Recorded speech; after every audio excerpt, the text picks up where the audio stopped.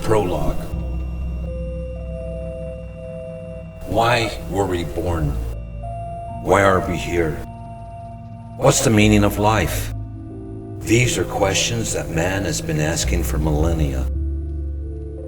They say every story begins with a memory. So here's mine. Somewhere, a long time ago, someone, while staring up at a starry sky, realized that time is not linear. It is nothing more than a multitude of long corridors, a multitude of hallways filled with millions of doors, with each door leading into a different room, and each room being a different life or different world. We all walk up and down that corridor, moving from room to room, door to door, until we find one which we are comfortable in and stay a while. Then, when the room gets too old, or it's time to check out, we go back to the corridor and choose another door. It's time for me to choose a door now. But before I do, I want to leave you with this. Perhaps you'll laugh when I tell you, or just write it off as a fairy tale. It couldn't actually be true. I mean, how could it be? Everything that you've seen or ever heard is true. And whatever you think you might have seen or heard or ever felt, that too is real. It's all true. It's all true. It's all true. Welcome to Movies for the Blind.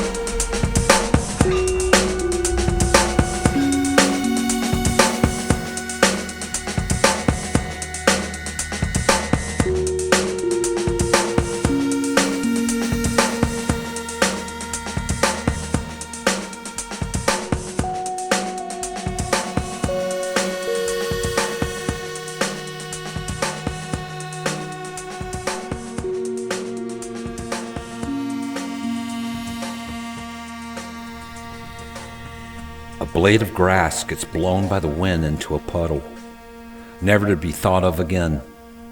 Then one day, it grows into a tree. Eisha. As Eisha sat on a huge boulder near the mountaintop, she glared at the cloudy sky. Usually, she enjoyed watching the sunset as she waited for her husband to return from the fields below, but today the unseasonable weather stopped her. A storm is coming, she thought, pulling the furs tightly around her body as the breeze became colder. The baby began to cry as she gathered up her things in the basket of grains and went inside the small dwelling, closing the door against the darkening sky. Her child was very beautiful, a little baby boy just 3 months old. The child gripped her finger as she offered it to him, calming him down a little. She sat down beside the crib, caressing the young one's forehead, singing him a lullaby that she remembered from her own childhood. The baby finally settled down and drifted off to sleep as she remained by him, singing softly, and waited for a man to come through the door. He should be back by now. What was keeping him? Quietly, she stood up and walked to the door to see if she could see him before it became too dark. Going outside, what she saw terrified her like nothing had done before.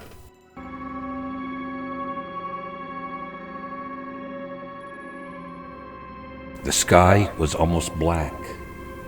The clouds were rolling and boiling as if they were alive, moving across the sky from horizon to horizon like flowing tar. In the distance, a herd of great mammoths stampeded across the low ground in panic.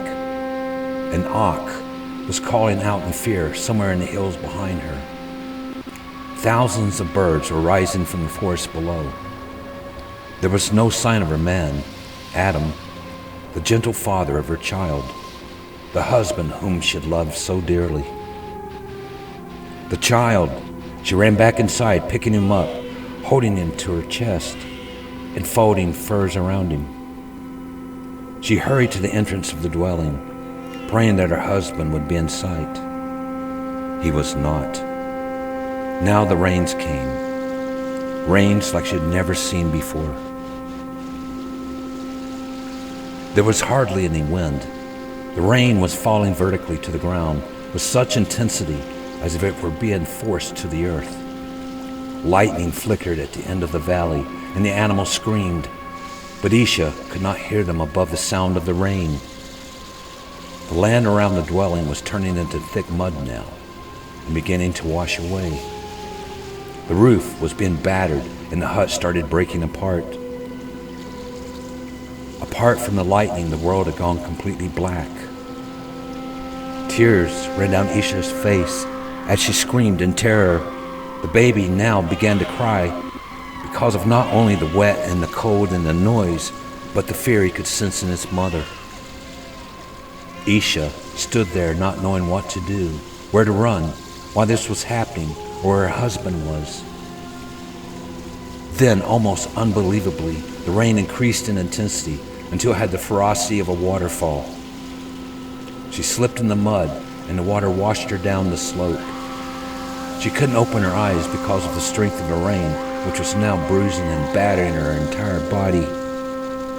The baby in her arms was screaming in fear as she desperately tried to keep the choking mud away from his mouth. And then the rain stopped. The world was still black. Eisha pushed herself up into her knees, hugging the baby and wiping the cold mud from him. Nothing, no noise, but the sound of the muddy waters draining past her. No rain, just darkness. Even the animals were silent. Shakedly, she managed to get to her feet, trying not to slip in the darkness. Eisha felt the ground suddenly tremble slightly beneath her feet, and her ears popped as the air pressure suddenly changed. Then she saw the wave, over 2,000 feet high, traveling at nearly the speed of sound.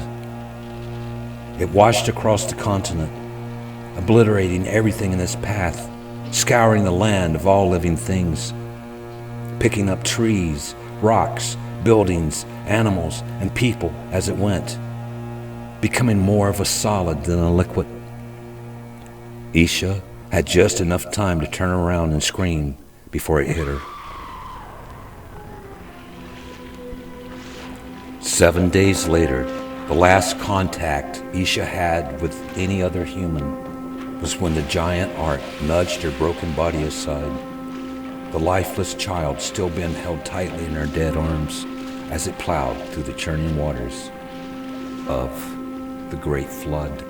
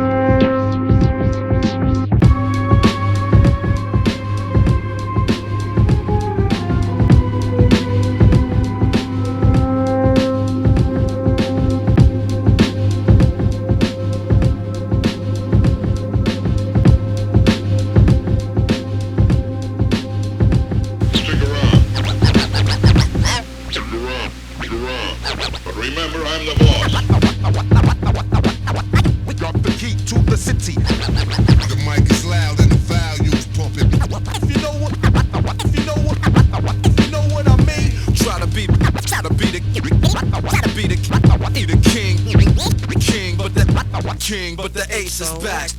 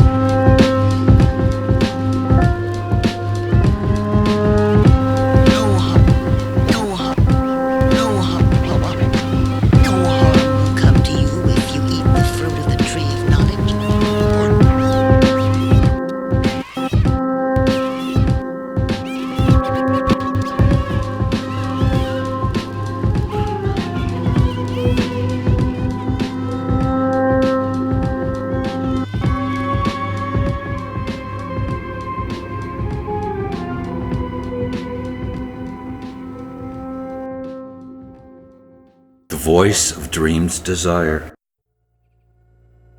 Where is she? Where is she? This woman who only comes to me in dreams, with kisses from stories of love and promises, oh promises to dark nights drowning in tears. She says she loves me, as only the mirror of morning has told me love. To my face all wrinkled, wild in loneliness, and a strange kind of hollowness. All day I move through life, only to reach into my tired bones for sleep, oh merciful sleep. To find myself alone and near the sea, or in throngs and crowds where, like magic, she arrives. Where she comes to me laughing with words I needn't speak of love, that shine as they whisper from her eyes. She would have known me anywhere, in any crowd. I would stand out to her like smooth silver shines from the surface of dark garden dirt. As she moves like the instinct of wind that caresses trees, to be near me, to enjoin and embrace in the sex of skin and hands. Now that she's found me, I found myself. When we're together, I feel perfect. Then I wake and fall apart. All day, I wander, somewhat lost in my chores, working against the memory of how her skin, the color of pale white sand against mine, seemed to verify my very existence, and how the waiting in this pleasure had been worth the patience of years of such great pain. It is almost dusk of another day ruled by the sunlight I so love, yet long to see gone, and desiring the moon, and the journey of sleep that will find its way back to the mountains, the meadows, the streets, where, like a clockwork sun of her own, she will rise to greet me.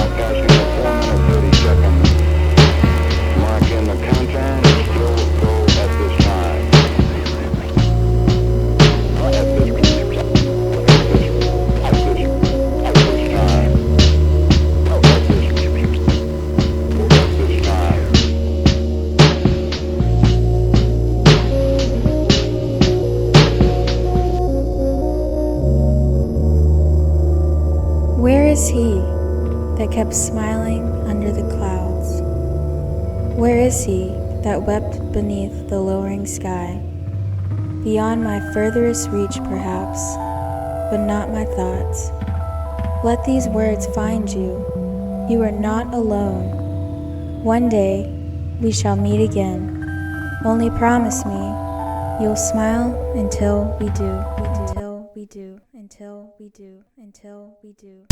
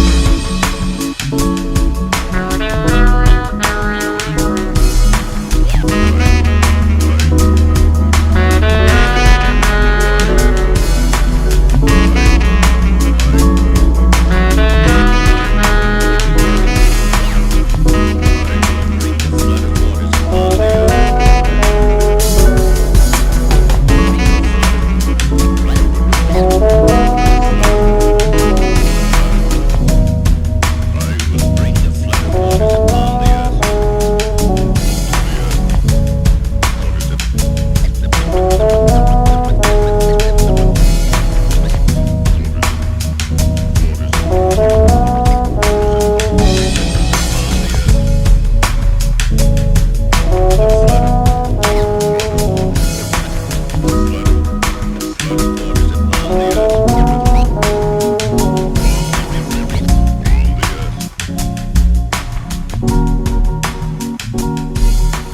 I pass through the mundane struggle of life in this fleeting world, I cannot help but long for the midnight moon I once saw. Dark Star, Part 1. As Adam stood near a huge boulder at the mountaintop, he stared at the starry moon-filled sky. Usually he enjoyed watching the sunrise as he waited for his wife to return from her trip for extra supplies. The storm is coming, he thought to himself, putting on his flight jacket and walking back to the hovercraft. As he silently flew the airship back to the survival dome he designed, he could not help but worry about her. She was late and the comms were down. It all began 2 years ago, he thought to himself as he landed the craft in the dome's cargo bay and walked outside into the cool air of the night. 2 years ago, when the Argo Deep Space Program launched 12 probes into the outer regions of the solar system to search for any anomalies and perhaps even life in those cold regions of space. It was 5 months into the mission when Argo 7 made an unprecedented discovery. A massive, unstable, rogue dark neutron star traveling alone in empty space. When the information on the dark star was computed, its density was 2.3 times the sun's mass, packed into the size of a small city. But then the worst case scenario was soon realized. It was on a direct collision course with the planet Pluto and its 5 moons as perihelion. Mankind finally had 2 colonies on Earth's moon and a growing one on Mars. As advanced as we had become, humankind had not the technology nor means to stop a small rogue star. Soon after, panic struck every world nation when the realization became clear that this would become an extinction-level event, wiping out all life wherever it might exist throughout our entire solar system.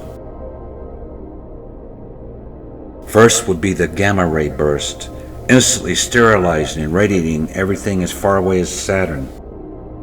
Then the gravity wave from the explosion, spreading out in all directions like ripples on a pond, picking up debris, gases, asteroids, anything in its path and carrying it all outwards at almost the speed of light, becoming more solid than emptiness, bending time and space as it goes. After the dark star's discovery, mankind finally joined together and created the Ark Initiative, a way to hopefully ensure not only humankind, but plants, animals, and most all existing life from total annihilation. The plan was to build 200 self-containing biodomes globally, each filled with 400 selected healthy males and females, thousands of frozen human and animal embryos and seed, with each ark maintained by human-like automatons, androids, and powered by miniature self-contained fusion reactors, producing enough energy to power and protect the domes for 100,000 years, if need be. Next are the LCUs, or Life Containment Units, originally designed for future colonists to use during extended deep space exploration. These were retrofitted and improved upon for human stasis. And lastly, each dome would produce a static bubble of pure energy to encase and protect each dome from impacts and time distortions from the impending gravity waves.